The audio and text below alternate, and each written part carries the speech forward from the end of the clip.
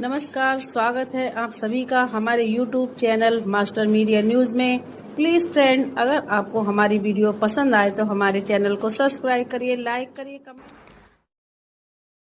Video को like करें, हमारे चैनल को सब्सक्राइब करें। कार बंधुओं को भारतीय जनता पार्टी और हमारी तरफ से नमस्कार। आज की ये जो प्रेस वार्ता है, ये एक बहुत ही अहम बिंदु पे है। आप सबको ज्ञात होगा 2 मई के बाद पश्चिम बंगाल में जिस तरह से हिंसा हुई है, निर्दोष नागरिकों को मारा गया, उनकी हत्या की गई, महिलाओं के साथ दुराचार किया गया। और ऐसा लगता है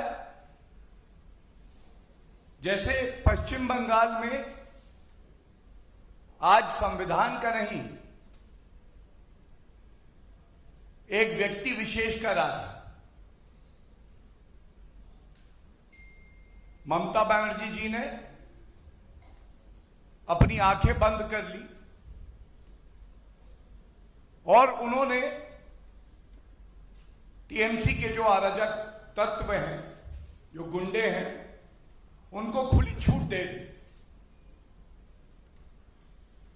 उन्होंने कहा कि अगर किसी नागरिक ने पश्चिम बंगाल में टीएमसी के लिए वोट नहीं किया तो इसका परिणाम तो उसको भुगतना हो।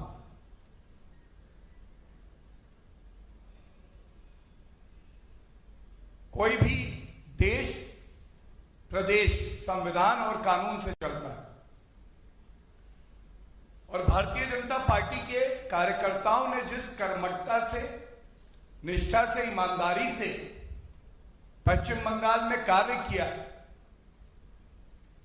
वो नहीं जानते थे कि संविधान की शपथ लेने वाली एक मुख्यमंत्री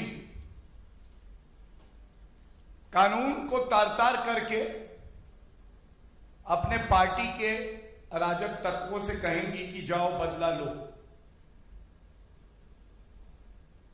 कुछ अहम बातें आपके समक्ष रखना बहुत ही आवश्यक है। जैसे ही 2 मई के बाद परिणाम आए, पश्चिम बंगाल में जगह जगह, कोने कोने में, चप्पे चप्पे पर हिंसा होने लगी।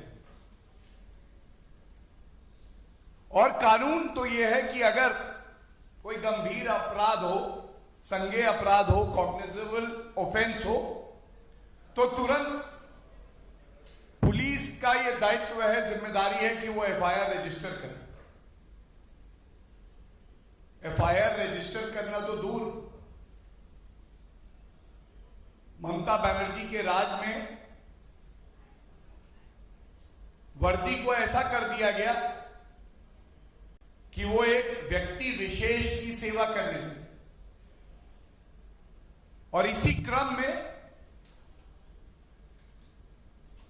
माननीय सर्वोच्च न्यायालय ने कई याचिकाओं में संज्ञान लिया और कलकत्ता हाईकोर्ट ने भी इसका संज्ञान लेते हुए मानव अधिकार आयोग को निर्देशित किया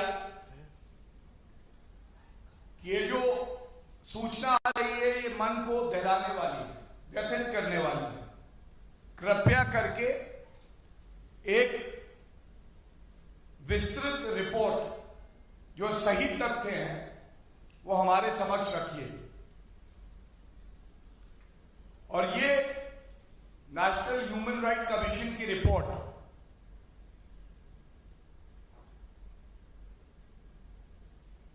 13 जुलाई को न्यायालय के समक्ष रखी गई। इसके कुछ अहम बिंदु जो हैं वो आपके सामने पेश कर रहे हैं। दिल को दहलाने वाले लोकतंत्र की हत्या पश्चिम बंगाल में कैसे की जा रही है, यह सामने आता है।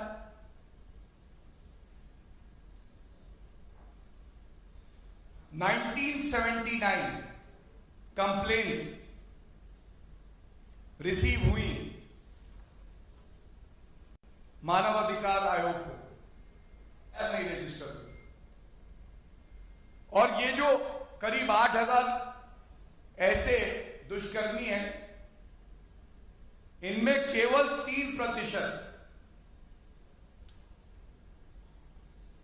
3% ऐसे लोग हैं जिनके ऊपर कुछ शुरुआती पूछताछ करके मामले को रफा दफा कर दिया गया। 97% तो इनमें ऐसे हैं जो अभी भी खुला घूम रहे हैं। इस रिपोर्ट में एक बात और कही गई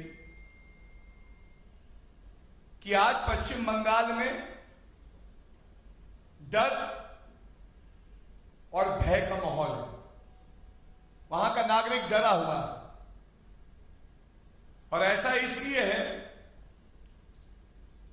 क्योंकि जो लोग कानून तोड़ रहे हैं वो टीएमसी से संबंध रखते हैं, ऐसा प्रतीत होता है रिपोर्ट देख के। उनको पॉलिटिकल पेट्रोनेज मिल रहा है, राजनीतिक संरक्षण मिल रहा है। पुलिस जो है अपनी जिम्मेदारी का निर्वहन करने में पूरी तरह से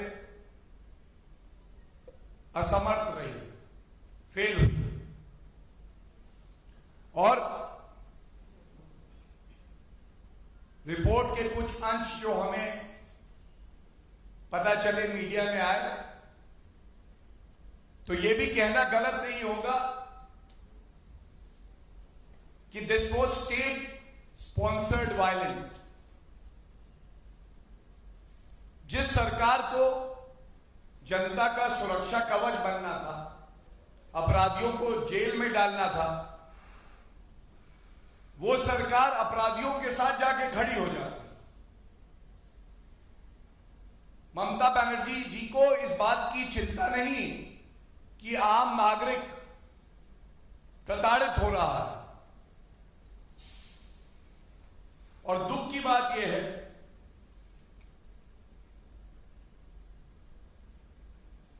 कि करीब ये जो 1980 शिकायतें थी, इन पे भी जो डीजीपी हैं पश्चिम बंगाल के, उन्होंने त्वरित कार्रवाई कानून संगत तरीके से नहीं करी।